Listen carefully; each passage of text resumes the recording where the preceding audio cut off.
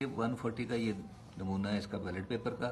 इसमें ट्रिक ये उन्होंने किया हुआ है कि अवैस मोहम्मद अवैस जो तरीके साहब के हैं उनका सबसे ऊपर लिखा हुआ है और शेर का निशान सबसे नीचे है। ये मियाँ जलील साहब पिछले इलेक्शन में लड़े हैं, घड़ियाल है इनका, मरगूब मगर TLP है, और जहूर अहमद साहब जो पीपल्स पार्टी के, उनको सेंटर में रखा हुआ है। ट्रिक इसमें ये है कि अगर आप इसको इस साइड से फोल्ड करते हैं, इस पे निशान लगा के, और स्याही को सुखाते नहीं हैं तो उसका निशान एग्जैक्टली शेर पे आता है। अगर आप गौर से यहाँ से देखेंगे तो ये अवैस का निशान जो है ये एग्जैक्टली शेर पे आ जाएगा और इसका इम्प्रेशन यहाँ आ जाएगा। गिनने वाले इसे फिर शायद इसमें ना गिने बल्कि इसमें गिने। इस चीज़ से बचने का तरीका ये है कि आप यहाँ पे अपने निशान लगाएं, उसके बाद इसको राइट साइड से सेंटर में फोल्ड करें आधा, और फिर ये वाला बाहर फोल्ड कर दें ताकि इसका इम्प्रेशन